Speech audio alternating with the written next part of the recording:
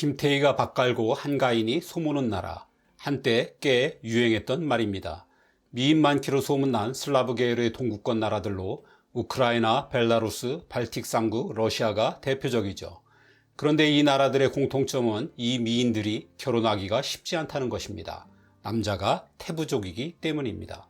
이러다가 일부 다처제를 도입해야 할지도 몰라라는 얘기가 농담인 듯 아닌 듯 여성계에서조차 나오는 게 요즘 러시아입니다. 도대체 러시아 남자들은 다 어디로 간 것일까요? 러시아의 인구는 대략 1억 4,500만 명입니다. 인구학에서 남녀 성비는 여성 100명을 기준으로 남성의 수를 계산하는데 러시아는 86대 100입니다. 즉 여성 100명당 남성이 86명밖에 안 된다는 얘기입니다. 인구 전체로 따지면 남자가 무려 1100만 명이나 적습니다. 전 세계 평균 성비가 101.7대 100으로 남성이 약간 많은 편이니 이것만 봐도 러시아의 성비가 얼마나 심각한 불균형인지 알 수 있습니다. 평화시 한 국가의 성비 불균형을 가져오는 건 대개 두 가지입니다. 급격한 이민과 남아선호 사상 등으로 인한 출생 성비의 쏠림 현상입니다. 전통적으로 여자가 많았던 스웨덴은 2015년 시리아 난민을 대거 수용하면서 갑자기 남초 국가로 바뀌었습니다. 난민이 대부분 남성이었던 거죠. 네팔은 아시아에서 드문 여초 국가입니다. 남자들이 일자리를 찾아 대거 해외로 나간 탓입니다. 하지만 러시아엔 이런 일이 없었습니다. 옛 위성 국가들에서 많은 남자가 일자리를 찾아 러시아에 온 적은 있어도 러시아 남자들이 빠져나간 적은 거의 없습니다. 그럼 러시아엔 여아 선호 사상이 있어서 딸을 많이 낳은 걸까요? 그럴 리가 없죠. 출생 기준으로 자연적인 성비는 105대 100 정도입니다. 여자 100명이 태어날 때 남자는 105명이 태어나는 것입니다. 남자의 기대 수명이 짧기에 세월이 지나면서 남녀 성비가 비슷해지거나 약간 여초가 되게 하려는 자연의 섭리죠. 러시아도 마찬가지입니다. 시기불문하고 이 범주에서 벗어나 본 적이 없습니다. 그렇다면 러시아의 극심한 성비 불균형은 다른 사정이 있다는 얘기입니다. 사실 러시아는 꽤 오래전부터 여초 국가이긴 했습니다. 2차 대전 때 너무 많은 남자가 죽었기 때문입니다. 당시 소련의 인구는 약 1억 9천만 명이었습니다. 러시아의 최근 연구에 의하면 민간인을 합쳐 2차 대전 사망자가 최대 2,700만 명이나 됩니다. 무려 인구의 14%입니다. 사망자의 다수는 당연히 군인을 포함한 남자들이었습니다. 그런데 러시아에선 2차 대전을 겪은 세대가 거의 다 교체되었는데도 성비 불균형이 좀처럼 시정되지 않고 있습니다. 이와 관련해 러시아에선 30대가 되면 남자들이 사라지기 시작해 연금을 받기 시작하는 65세가 되면 절반도 남지 않는다고 말합니다. 실제로 러시아 남성들의 기대 수명은 점차 늘어나는 듯하다가 코로나를 겪으면서 64.7세로 주저앉았습니다. 한국 남성보다 무려 16년, 심지어 방글라데시보다도 7년이나 일찍 죽습니다. 세계 평균적으로 여성은 남성보다 5년 정도 오래 삽니다. 러시아에선 이 차이가 무려 11년 이상입니다. 정말 이례적인 현상이죠. 이것만 봐도 러시아 남자들의 수명이 얼마나 짧은지 분명하게 알 수 있습니다. 그런데 묘한 것은 김태희가 밥 갈고 한가인이 소무는 나라들이 하나같이 비슷합니다. 러시아만큼은 아니더라도 세계 평균을 훌쩍 뛰어넘을 정도로 남녀의 수명 차이가 크죠. 러시아를 압도적인 여초 국가로 만든 건 앞에서 본 것처럼 러시아의 남자들이 30세 무렵부터 일찌감치 죽어나가기 때문입니다. 이건 이 시기부터 러시아 남자들이 생명의 위협이 되는 상황에 급격히 노출된다는 뜻입니다. 그리고 그 원인의 첫 번째는 그 어떤 연구 결과를 가져오더라도 술입니다. 그 중에서도 단연 40도짜리의 독한 보드카죠.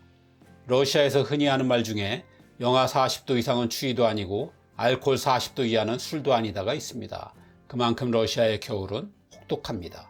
이런 추위를 견디기 위해 독한 보드카로 몸을 따뜻하게 하는 게 러시아의 오랜 전통입니다.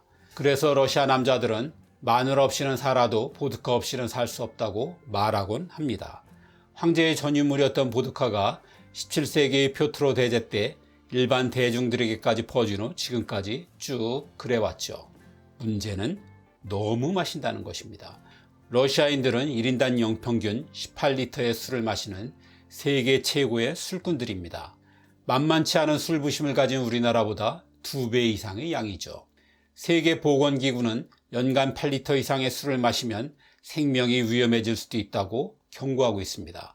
1리터 초과할 때마다 남자는 11개월씩 수명이 단축된다는 것입니다. 이러니 러시아 남자들의 짧은 수명이 술과 관련되어 있을 것이란 점을 의심할 수밖에 없습니다. 영국 의학저널인 랜시스의 발표에 의하면 2014년 러시아 남성의 4분의 1은 과도한 음주로 55세 이전에 사망했다고 합니다. 또 음주로 인한 질병과 교통사고 등을 합치면 러시아에선 매년 술로 인한 사망자가 50만 명이나 됩니다. 세계보건기구에 따르면 러시아 남성의 3분의 1은 알코올 중독이 의심되며 청소년의 80%가 술을 마시는 것으로 드러났습니다. 푸틴 역시 이 문제의 심각성을 모르는 바가 아닙니다.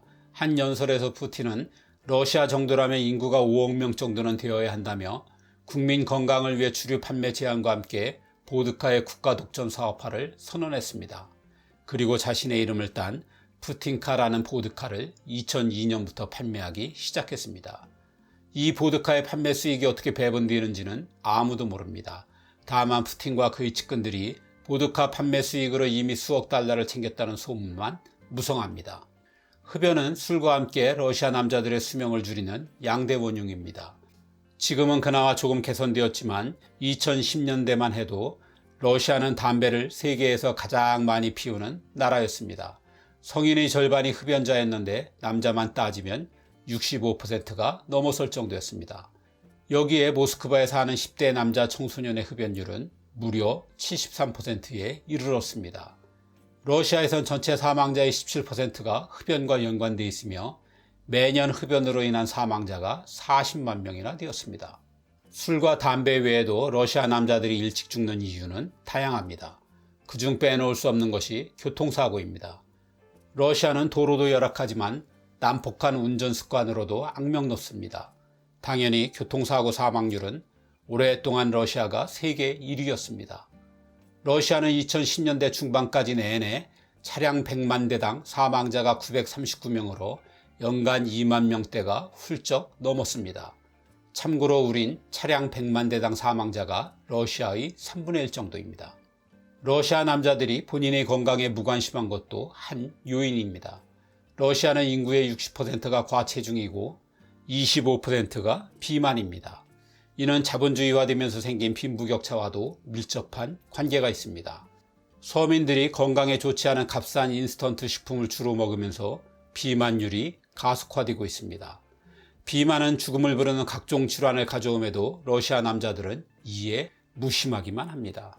여기에 일부 러시아 남자들의 마초 문화도 은근 한몫합니다.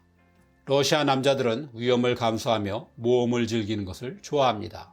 찾아보면 이에 대한 짤이 많이 돌아다닙니다. 이를 러시아에선 남자답다고 여기는 성향이 있습니다. 사실 음주, 흡연, 난폭한 운전도 이와 어느 정도 관련이 있습니다. 이는 2차 대전을 비롯한 수많은 전쟁의 영향으로 보입니다. 상남자임을 과시하기 위해 벌이는 이 무모한 도전으로 러시아 남자들은 많은 사고를 당합니다. 당연히 사망사고도 끊이지 않으면서 러시아 남자들의 평균 수명을 깎아먹지요. 최근 이런 현상에 기름을 부은 것이 우크라이나 전쟁입니다. 러시아군 사상자가 20만 명에 이르고 있습니다. 전쟁 징집을 피해 해외로 빠져나간 러시아 남자들의 숫자는 더 많아 최대 100만 명입니다. 이 중 IT 종사자가 10%입니다. 고급 인력의 유출은 아마 푸틴이 계산하지 못한 피해일 것입니다. 전쟁과 이에 따른 경제적 고통의 시름을 달래주는 건 보드카뿐입니다. 술로 인한 각종 질병과 사고로 러시아 남자들이 더욱 줄어들 것은 뻔합니다. 그러니 러시아의 성비 불균형은 상당 기간 계속될 수밖에 없을 것입니다.